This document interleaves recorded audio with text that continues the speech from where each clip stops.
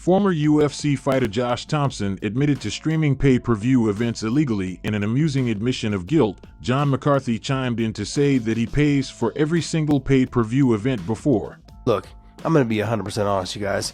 I don't pay for one damn pay-per-view. I stream it always illegally because that's who I am. Okay? And when it comes down to it, I pay for every one. I swear to God, I will pay to watch that guy fight. He is fantastic. There's certain fighters that you will pay to watch fight. Nick and Nate Diaz is one of them.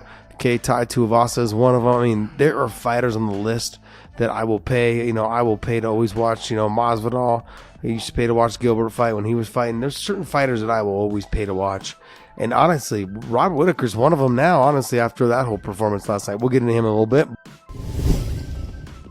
Henry Cejudo has claimed that Cyril Gane could be the biggest threat to John Jones at heavyweight.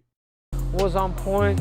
I mean, this dude's a threat for everybody. I immediately texted John. I was like, hey, man, watch out for this dude. You have to really plan for this dude. You know, Stipe Miocic, who Cyril Gane is a big threat. And I almost feel like, looking at that last fight, he could be a bigger threat than Francis Ngannou for a guy like John Jones.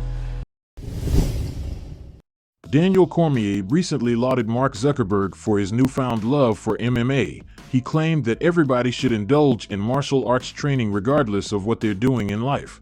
Video surfaced of Facebook founder Mark Zuckerberg mixing it up with a training partner ahead of his training partner's fight. It caught the eye of some of UFC's biggest names like Conor McGregor, Joe Rogan, and Sean O'Malley. So RC, tap in or tap out on Zuckerberg's fighting skills.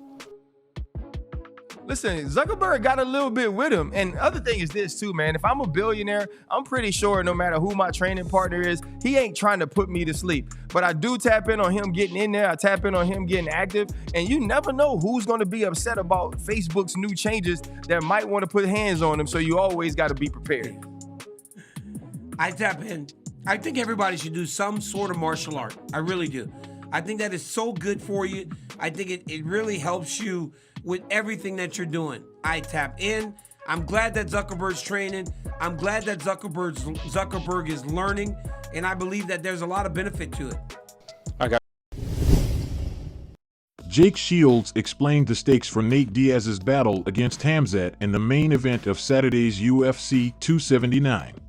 You know, Dana and UFC, Dana and Nate have had issues for a year. It's no secret, and I think, they're not getting along. So in Dana's mind, they're looking at this guy. They're looking on paper who's the worst possible matchup for Nate. And in their mind, they think this guy is their best fighter, so they're throwing their best fighter. So if Nate goes out there and beats the UFC, the very best fighter, young fighter they have, it's going to be the biggest cue to Dana and the UFC.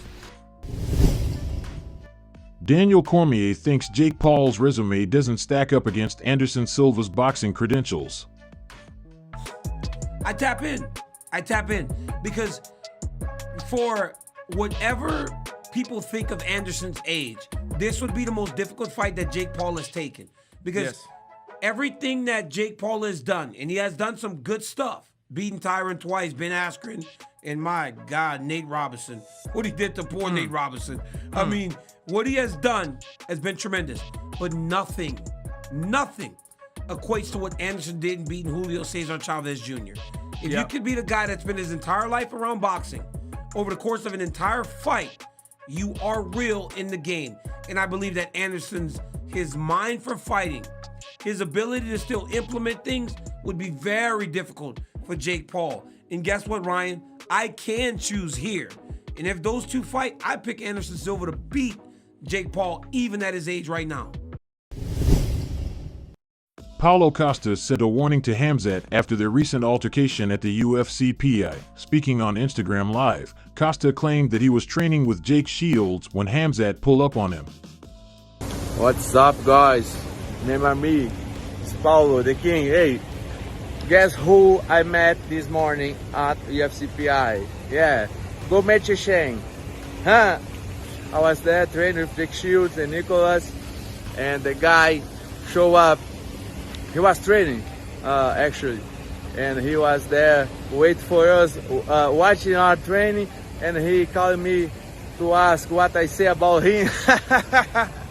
I say, man, you want to fight me? He said, no, I just want to know what to talk about me. I say, I want to fight you, motherfucker, let's fight. He say, let's fight now. And the guys jump in and, stood there between me and him. I will put the full video here on my YouTube. I have the full video.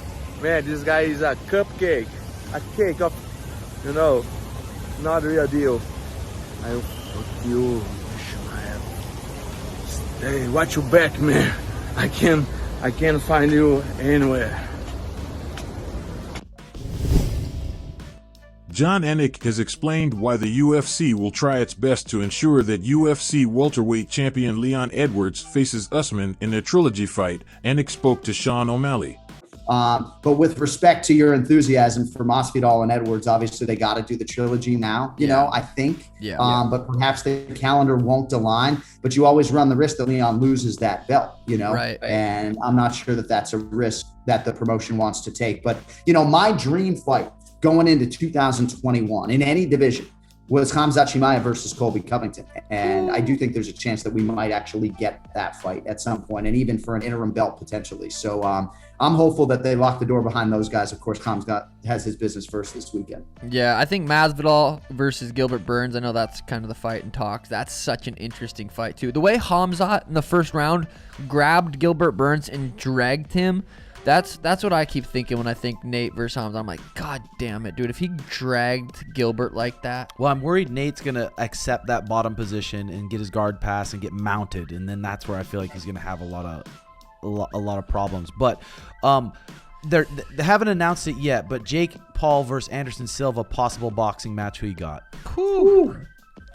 It's interesting at 185 pounds, right? Because that is a factor. Certainly that's something that Jake Paul wants to have happen, to have Anderson cut down to 185. So depending on where the price was, I would probably want to see like the lead up in fight week, but Anderson Silva all day, right? Yeah. I think my heart though wants that result so much that I would have to be on the other side. Like when Jake Paul fought Tyron Woodley, like I had to be on the Paul side, right? Because my heart was so invested with Tyron Woodley that if my wallet is also invested, it's like getting kicked in the dick twice. So I think Anderson Silva beats him, but I don't think it's going to be a walkover. That's for sure. I'm curious. I know that's kind of been the narrative. Like that's what's going to happen. I wonder, because Jake still hasn't came out and announced it, right? I don't think it's official still. You said Anderson got his boxing license here in Phoenix, Arizona, so it could possibly be in Arizona October 30th or something, but still hasn't been announced from Jake's side. I wonder if. He always wants to announce it and be extraordinary and be big, so maybe they're working on something, but I'm so curious if that's the fight that's going to happen. I fucking hope so. Yeah. I do too. I really think it's interesting the extent to which Jake Paul has to lean into MMA and retired UFC fighters to move his needle. Now,